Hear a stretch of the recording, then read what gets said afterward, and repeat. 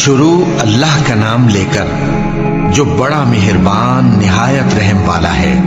طاسین، یہ قرآن یعنی کتاب روشن کی آیتیں ہیں، مومنوں کے لیے ہدایت اور بشارت ہے، وہ جو نماز پڑھتے اور زکوٰۃ دیتے ہیں اور وہ آخرت کا بھی یقین رکھتے ہیں۔ جو لوگ آخرت پر ایمان نہیں رکھتے، ہم نے ان کے اعمال ان کے لیے آراستہ کر دیے ہیں تو وہ بھٹکتے پھر رہے ہیں۔ یہی لوگ ہیں جن کے لیے برا عذاب ہے اور وہ آخرت میں بھی بہت نقصان اٹھانے والے ہیں۔ اور تم کو یہ قرآن اس حکیم و علیم کی طرف سے عطا کیا جاتا ہے۔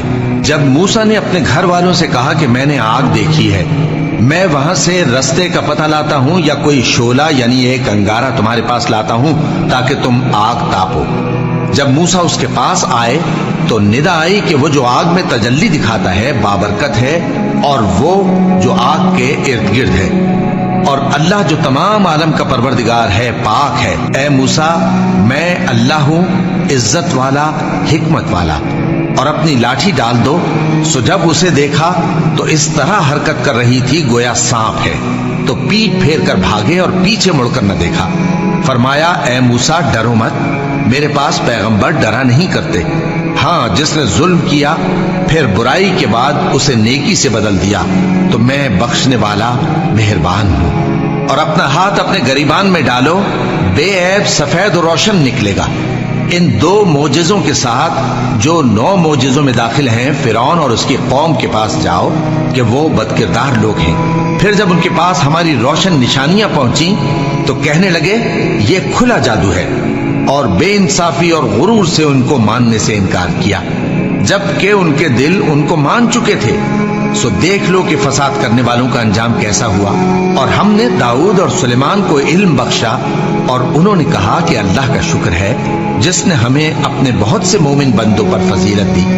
اور سلیمان داؤد کے قائم مقام ہوئے اور کہنے لگے کہ لوگوں، ہمیں اللہ کی طرف سے پرندوں کی بولی سکھائی گئی ہے اور ہر چیز عنایت فرمائی گئی ہے، بے شک یہ اس کا خاص فضل ہے۔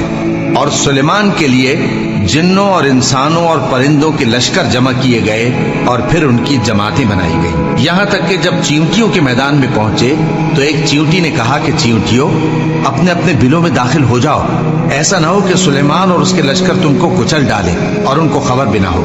تو وہ اس کی بات سے ہنس پڑے اور کہنے لگے کہ اے پروردگار، مجھے توفیق عنایت کر کہ جو احسان تو نے مجھ پر اور میرے ماں باپ پر کیے ہیں ان کا شکر کروں اور ایسے نیک کام کروں کہ تو ان سے خوش ہو جائے، اور مجھے اپنی رحمت سے اپنے نیک بندوں میں داخل فرما۔ اور جب انہوں نے پرندوں کا جائزہ لیا تو کہنے لگے کیا سبب ہے مجھے ہدہد نظر نہیں آتا؟ کیا کہیں غائب ہو گیا ہے؟ میں اسے سخت سزا دوں گا یا ذبح کر ڈالوں گا یا میرے سامنے اپنی بے قصوری کی واضح دلیل پیش کرے۔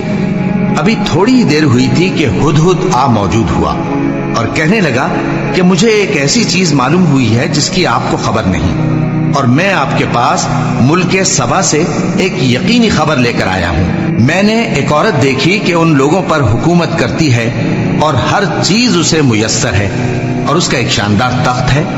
میں نے دیکھا کہ وہ اور اس کی قوم اللہ کو چھوڑ کر آفتاب کو سجدہ کرتے ہیں، اور شیطان نے ان کے اعمال انہیں آراستہ کر دکھائے ہیں اور ان کو رستے سے روک رکھا ہے، بس وہ رستے پر نہیں آتے اور نہیں سمجھتے ہیں کہ اللہ کو جو آسمانوں اور زمین میں چھپی چیزوں کو ظاہر کر دیتا اور تمہارے پوشیدہ اور ظاہر اعمال کو جانتا ہے، کیوں سجدہ نہ کریں؟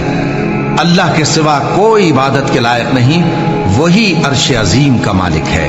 سلیمان نے کہا اچھا، ہم دیکھیں گے تو نے سچ کہا ہے یا تو جھوٹا ہے۔ یہ میرا خط لے جا اور اسے ان کی طرف ڈال دے، پھر ان کے پاس سے ہٹ جانا اور دیکھنا کہ وہ کیا جواب دیتی ہیں۔ ملکہ نے کہا کہ دربار والوں، مجھ تک ایک نامہ گرامی پہنچایا گیا ہے، وہ سلیمان کی طرف سے ہے، اور مضمون یہ ہے کہ شروع اللہ کا نام لے کر جو بڑا مہربان نہایت رحم والا ہے، بعد اس کے یہ کہ مجھ سے سرکشی نہ کرو اور مطیع و فرمانبردار ہو کر میرے پاس چلے آؤ۔ خط سنا کر کہنے لگی کہ اے اہل دربار، میرے اس معاملے میں مجھے مشورہ دو، جب تک کہ تم حاضر نہ ہو اور صلاح نہ دو میں کسی کام کا فیصلہ نہیں کیا کرتی۔ وہ بولے کہ ہم بڑے زوراور اور سخت جنگجو ہیں اور حکم آپ کے اختیار میں ہے، تو جو حکم دیجیے گا اس کے انجام پر نظر کر لیجیے گا۔ اس نے کہا کہ بادشاہ جب کسی شہر میں داخل ہوتے ہیں تو اس کو تباہ کر دیتے ہیں اور وہاں کے عزت والوں کو ذلیل کر دیا کرتے ہیں، اور اسی طرح یہ بھی کریں گے، اور میں ان کی طرف کچھ تحفہ بھیجتی ہوں اور دیکھتی ہوں کہ قاصد کیا جواب لاتے ہیں۔ پس جب قاصد سلیمان کے پاس پہنچا تو سلیمان نے کہا، کیا تم مجھے مال سے مدد دینا چاہتے ہو؟ سو جو کچھ اللہ نے مجھے عطا فرمایا ہے وہ اس سے کہیں بہتر ہے جو تمہیں دیا ہے۔ حقیقت یہ ہے کہ اپنے تحفے سے تم ہی خوش ہوتے ہوگے۔ ان کے پاس واپس جاؤ، اب ہم ان پر ایسے لشکر لے کر حملہ کریں گے جن کے مقابلے کی ان میں طاقت نہ ہوگی، اور ان کو وہاں سے بے عزت کر کے نکال دیں گے اور وہ ذلیل ہوں گے۔ سلیمان نے کہا کہ اے دربار والو، کوئی تم میں ایسا ہے کہ قبل اس کے کہ وہ لوگ فرما بردار ہو کر ہمارے پاس آئیں، ملکہ کا تخت میرے پاس لے آئے؟ جنات میں سے ایک قوی ہیکل جن نے کہا کہ قبل اس کے کہ آپ اپنی جگہ سے اٹھیں میں اس کو آپ کے پاس لا حاضر کرتا ہوں، اور مجھے اس پر قدرت بھی حاصل ہے اور امانت دار بھی ہوں۔ ایک شخص جس کو کتاب الہی کا علم تھا کہنے لگا کہ میں آپ کی آنکھ کے جھپکنے سے پہلے پہلے اسے آپ کے پاس حاضر کیے دیتا ہوں۔ جب سلیمان نے تخت کو اپنے پاس رکھا ہوا دیکھا تو کہا کہ یہ میرے پروردگار کا فضل ہے تاکہ مجھے آزمائے کہ میں شکر کرتا ہوں یا کفران نعمت کرتا ہوں، اور جو شکر کرتا ہے تو اپنے ہی فائدے کے لیے شکر کرتا ہے، اور جو ناشکری کرتا ہے تو میرا پروردگار بے نیاز ہے، کرم کرنے والا ہے۔ سلیمان نے کہا کہ ملکہ کے امتحان عقل کے لیے اس کے تخت کی صورت بدل دو، دیکھیں کہ وہ سوج رکھتی ہے یا ان لوگوں میں سے ہے جو سوج نہیں رکھتے۔ پھر جب وہ آ پہنچی تو پوچھا گیا کہ کیا آپ کا تخت بھی اسی طرح کا ہے؟ اس نے کہا کہ یہ تو گویا ہو بہو وہی ہے، اور ہم کو اس سے پہلے ہی سلیمان کی عظمت و شان کا علم ہو گیا تھا، اور ہم فرما بردار ہیں۔ اور وہ جو اللہ کے سوا دوسروں کی پرستش کرتی تھی، سلیمان نے اس کو اس سے منع کیا کہ وہ کافروں میں سے تھی۔ اس کے بعد اس سے کہا گیا کہ محل میں چلیے۔ جب اس نے اس کے فرش کو دیکھا تو اسے پانی کا حوض سمجھا اور کپڑا اٹھا کر اپنی پنڈلیاں کھول دی۔ سلیمان نے کہا، یہ ایسا محل ہے جس کے نیچے بھی شیشے جڑے ہوئے ہیں۔ وہ بول اٹھی کہ پروردگار، میں اپنے آپ پر ظلم کرتی رہی تھی، اور اب میں سلیمان کے ساتھ اللہ رب العالمین پر ایمان لاتی ہوں۔ اور ہم نے سمود کی طرف ان کے بھائی صالح کو بھیجا کہ اللہ کی عبادت کرو، تو وہ دو فریق ہو کر آپس میں جھگڑنے لگے۔ صالح نے کہا کہ اے قوم، تم بھلائی سے پہلے برائی کے لیے کیوں جلدی کرتے ہو، اور اللہ سے بخشش کیوں نہیں مانگتے تاکہ تم پر رحم کیا جائے؟ وہ کہنے لگے کہ تم اور تمہارے ساتھی ہمارے لیے برا شگون ہیں۔ صالح نے کہا کہ تمہاری بدشگونی اللہ کے پاس ہے، بلکہ تم ایسے لوگ ہو جن کی آزمائش کی جاتی ہے۔ اور شہر میں 9 شخص تھے جو ملک میں فساد کیا کرتے تھے اور اصلاح سے کام نہیں لیتے تھے۔ کہنے لگے کہ اللہ کی قسم کھاؤ کہ ہم رات کو اس پر اور اس کے گھر والوں پر شبخون ماریں گے، پھر اس کے وارثوں سے کہہ دیں گے کہ ہم تو اس کے گھر والوں کے موقع ہلاکت پر تھے ہی نہیں، اور ہم سچ کہتے ہیں۔ اور وہ ایک چال چلے، اور ہم نے بھی ایک تدبیر کی، اور ان کو کچھ خبر نہ ہوئی۔ تو دیکھ لو کہ ان کی چال کا انجام کیسا ہوا۔ ہم نے ان کو اور ان کی قوم سب کو ہلاک کر ڈالا۔ اب ان کے یہ گھر ان کے ظلم کے سبب تلپٹ پڑے ہیں۔ جو لوگ علم رکھتے ہیں ان کے لیے اس میں نشانی ہے، اور جو لوگ ایمان لائے اور ڈرتے تھے ان کو ہم نے نجات دی۔ اور لوط کو یاد کرو جب انہوں نے اپنی قوم سے کہا کہ تم بے حیائی کے کام کیوں کرتے ہو جبکہ تم دیکھتے ہو؟ کیا تم عورتوں کو چھوڑ کر لذت حاصل کرنے کے لیے مردوں کی طرف مائل ہوتے ہو؟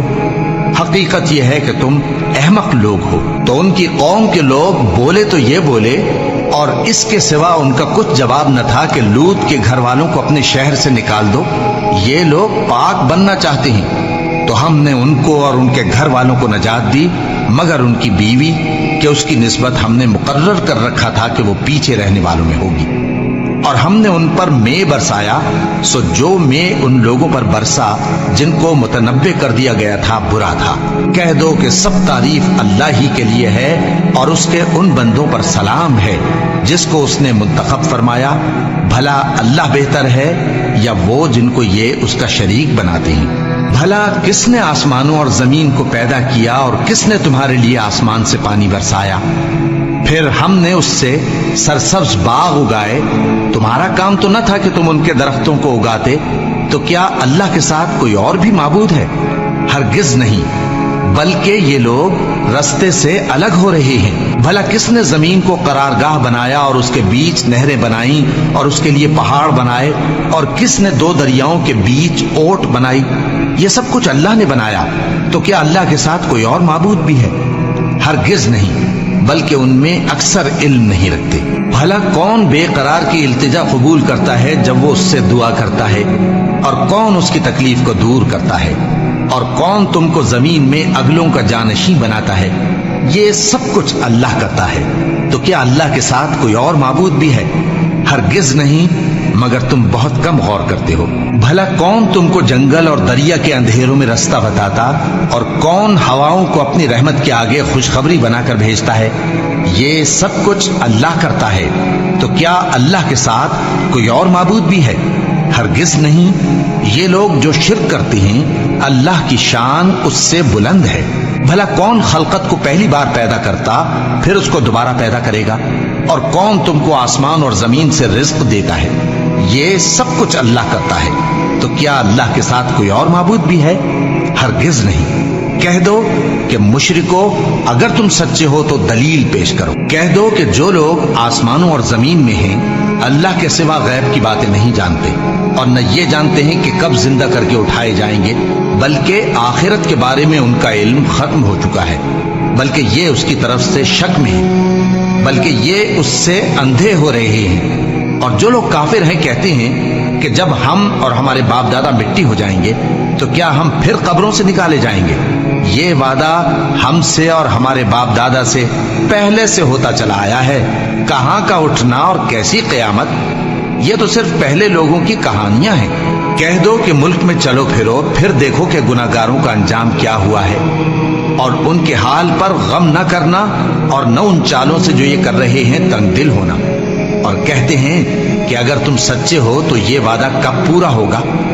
کہہ دو کہ جس عذاب کے لیے تم جلدی کر رہے ہو شاید اس میں سے کچھ تمہارے نزدیک آ پہنچا ہو، اور تمہارا پروردگار تو لوگوں پر فضل کرنے والا ہے، لیکن ان میں سے اکثر شکر نہیں کرتے۔ اور جو باتیں ان کے سینوں میں پوشیدہ ہوتی ہیں اور جو کام وہ ظاہر کرتے ہیں، تمہارا پروردگار ان سب کو جانتا ہے۔ اور آسمانوں اور زمین میں کوئی پوشیدہ چیز نہیں ہے مگر یہ کہ وہ ایک کتاب روشن میں لکھی ہوئی ہے۔